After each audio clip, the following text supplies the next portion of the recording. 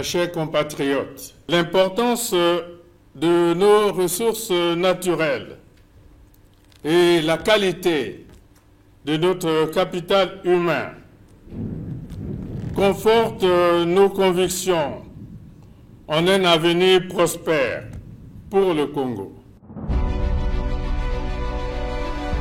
Les infrastructures jouent un rôle fondamental dans chacune des 3 dimensions du développement durable, l'économie, l'environnement et la société.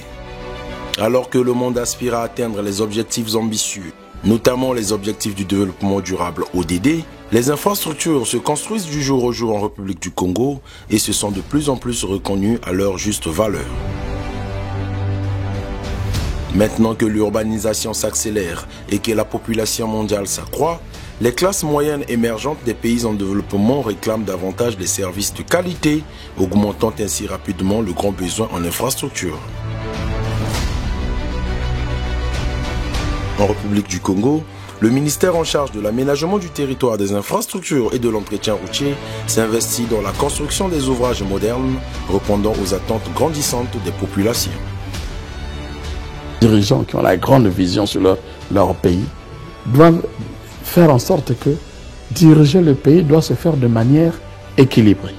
Nous qui avons la responsabilité donnée par le président sur l'aménagement du territoire, vous ne pouvez pas penser à aménager le territoire sans l'aménager de manière équilibrée.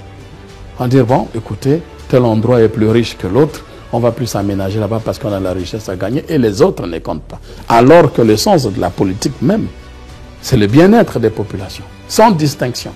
Même celles qui vivent là où, bon, il n'y a pas de richesse, parce que c'est possible aussi. Nous devons leur donner aussi les mêmes conditions d'exister et de vivre.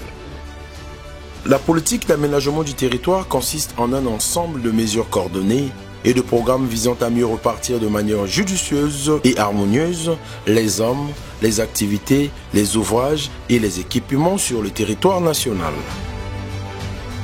Les champs d'application des politiques d'aménagement du territoire peuvent être divers. Armature et réseaux urbains, planification et priorité en matière d'infrastructures et de grands équipements considérés comme structurants.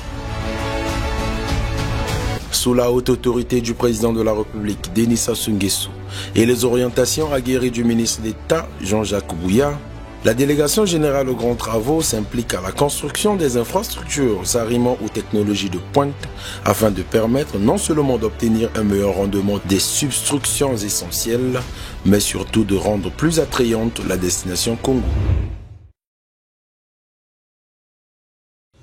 Brazzaville est en proie d'érosion depuis le début de la saison des pluies, comme vous l'avez su souligner. Depuis que les pluies ont commencé, je constate qu'on a laissé beaucoup de place aux réseaux sociaux qui ont pollué l'atmosphère et les médias appropriés, qui sont les médias d'État, peu sont ceux qui sont venus chercher la réalité.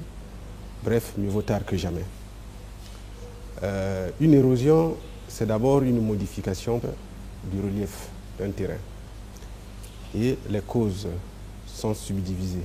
Il y a des causes lointaines. Des causes lointaines qui sont les intempéries. Vous savez qu'on parle aujourd'hui beaucoup plus de changement climatique. On voit bien la Seine qui est débordée. On voit bien les routes coupées en Europe, en Amérique, aux États-Unis, en Asie. Et on voit bien en face de nous, à Kinshasa, le phénomène de glissement des terrains qui a fait une 50aine de morts. Ensuite, il y a le type de sol. Brazzaville Nord surtout, les sols sont sablonneux, les sols sont grêlus. Et donc, au moindre courant d'eau, les grains se détachent les uns des autres. Et ces grains sont emportés par les eaux en cours d'écoulement. Et ces eaux provoquent le départ de ces grains qui provoquent donc des érosions. Mais plus immédiatement, il y a l'homme. L'homme qui s'est installé, qui enlève le découvert végétal, qui s'installe un peu de façon inappropriée, sans aménagement conséquent. Et tout cela fait que les eaux se concentrent en un seul endroit, ce qui se fait un chenal. Et ces chénaux sont les écoulements d'eau qui provoquent les érosions. On peut construire partout. sauf qu'il faut aménager. Donc ce sont des terrains difficiles qui ont été occupés sans être aménagés. C'est cette précision qu'il faut apporter. Il faut d'abord apporter des aménagements conséquents, des assainissements. C'est le même terrain quand vous allez au barrage hydroélectrique d'Imboulou. C'est le même terrain. Là-bas, il y a eu des aménagements conséquents qui ont été apportés sur la base vie, élue d'une localité qui a vu le traitement de ces berges par la même solution de gabionnage. Et quand je me rends à Mosaka, j'attire toujours l'attention de mes électeurs sur l'extirpation des pierres qui a commencé sur la digue protégeant les périphéries de Mosaka de l'inondation. Je le dis, ça se passe chez moi et je le dis que nous devons veiller à ça. C'est une solution efficace. Vous n'allez qu'à aller à Mosaka, vous voyez comment la périphérie de Mosaka est traitée. C'est une solution efficace. Malheureusement, elle n'accepte pas l'incivisme. L'incivisme. Il est de bonne loi de reconnaître que la construction des infrastructures modernes touche chacun des aspects de la vie humaine en apportant des solutions idoines en faveur des collectivités et en façonnant l'environnement naturel des hommes avec grand H. Les infrastructures d'un État ne devraient pas être aperçues comme des ressources individuelles. L'incivisme des populations réduit à néant les investissements de l'État, tandis que derrière chaque construction, il y a des efforts considérables d'hommes et de femmes qui s'investissent à fond pour donner le meilleur d'eux-mêmes afin de doter à la République du Congo des infrastructures répondant aux besoins cruciaux des institutions et communautés au profit de l'égalité des chances pour tous. Telles les pièces d'un système dont les différents éléments réunis présentent un potentiel considérable, renforcer les processus de développement de tout État est une priorité des priorités.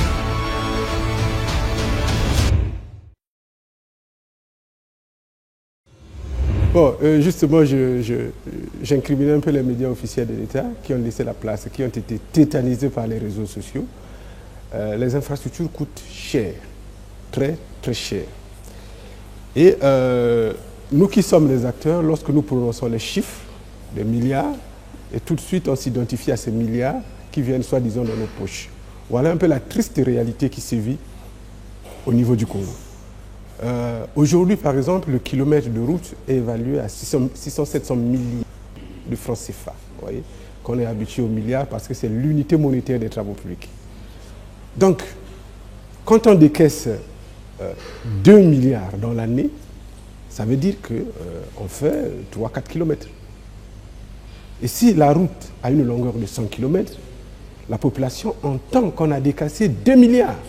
C'est beaucoup d'argent pour la population quand ils apprennent 2 milliards. Et si ça va dans la poche, réellement dans la poche de quelqu'un, c'est beaucoup d'argent. Et quand c'est destiné aux infrastructures, malheureusement, c'est 3-4 km seulement. Et une route qui fait 100 km, on a l'impression d'avoir décaisser beaucoup d'argent et de n'avoir rien fait. Voilà l'explication à cette spéculation.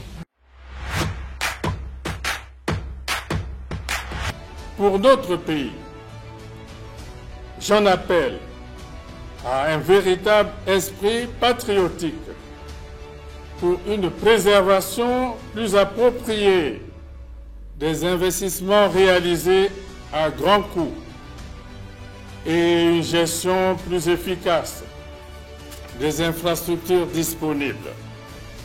Nous devrons mieux sécuriser l'existant pour sortir du cercle pernicieux de la construction, destruction, reconstruction. La recherche de l'intérêt individuel et la maximisation du profit de soi ont conduit à une forte concentration des populations et des activités économiques dans des grandes agglomérations, laissant ainsi d'autres déprimés.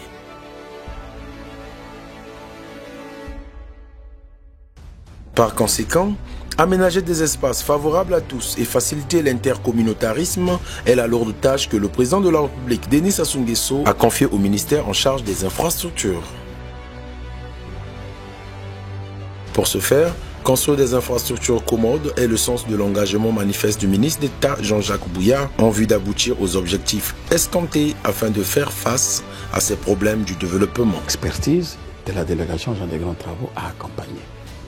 Vous savez, aujourd'hui, quand vous voyez l'aéroport, le terminal aéroportuaire de Maya Maya, et quand vous voyez un terminal aéroportuaire à Olombo, vous voyez un terminal aéroportuaire à Pointe-Noire, vous comprenez que le pays a fait un bond en avant, un bond important.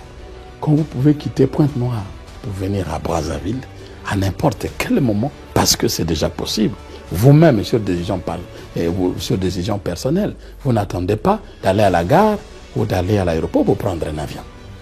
Vous avez décidé, vous prenez votre véhicule, vous dites vous partez. Et quand un habitant de Pointe-Noire peut se lever et se retrouver à Ouesso, quelques heures après, on peut se dire que le pays est en bonne voie. Mais nous devons faire davantage. Naturellement, les infrastructures jouent un rôle essentiel dans la prestation de services vitaux pour les communautés, l'amélioration de leur qualité de vie et la protection de l'environnement. Les changements climatiques entraînent en outre une augmentation des risques et une plus grande vulnérabilité, perturbant présentement la vie sur la planète Terre. Les infrastructures étant un ensemble d'installations interconnectées, la construction des ouvrages modernes est à l'ordre du jour en République du Congo, jouant ainsi le rôle de moteur et pilier du développement.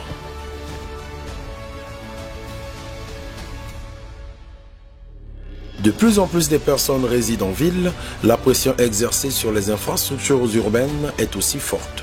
L'augmentation rapide de la démographie en République du Congo impose des défis d'aménagement du territoire qui nécessitent des réponses en termes de construction des ouvrages répondant aux besoins des populations. Reconnaître l'importance de moderniser le Congo et adopter une approche du développement viable sur ces 342 000 km² permettra de renforcer l'endurance des infrastructures en elles-mêmes, mais également de la société congolaise dans son ensemble et de la planète Terre tout entière. Investir dans les infrastructures jouera un rôle déterminant pour la construction d'un Congo développé, en générant des emplois et des activités économiques en faveur de l'autonomisation des populations. À ce titre, le délégué général aux grands travaux Oscar Otoka a délivré ce message. Au Congo, on peut citer plusieurs villes qui sont menacées par les érosions. Pointe-Noire, Mongokamba et Matumbi, Okaï, Gomboma. J'ai suivi même beaucoup qui sont menacés par les érosions. Cela relève d'abord de la politique d'occupation des terrains. Il faut une politique conséquente. Une érosion, ce n'est pas l'affaire d'une administration publique. Les autres administrations publiques, qui chacun doivent concourir dans l'aménagement, dans la distribution, dans la défense du domaine public, doivent s'y atteler pour résoudre définitivement ce problème d'érosion. Nous courons généralement derrière une catastrophe. On s'y met très peu pour prévenir. Mettons-nous tous ensemble, toutes les administrations, mettons-nous tous ensemble pour essayer d'éradiquer définitivement ce problème des érosions à travers des solutions techniques qui sont connues. Voilà un peu le cri de cœur que je lance. Ce n'est pas l'affaire d'une personne, c'est l'affaire de tous. Et en sus de tout ça, les érosions, c'est d'abord aussi une catastrophe naturelle. Les grands programmes d'aménagement des territoires sont fréquemment tournés vers la réalisation de nouvelles infrastructures de transport et de bâtiments, avec pour objectif réduire l'enclavement des territoires et renforcer leur accessibilité.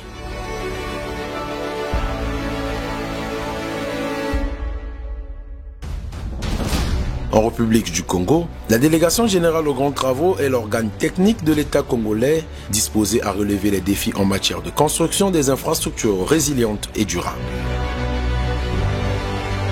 Avec le programme de société de son Excellence Denis Sassou Nguesso, Ensemble poursuivons la marche, la République du Congo attend de ses fils et filles leurs engagements dans le processus du développement de la nation tout entière. Pour ce faire, créer les liens entre générations et catégories sociales, ainsi que conforter la dimension humaine de l'action publique sont des objectifs de base pour l'amélioration de la qualité de vie des habitants.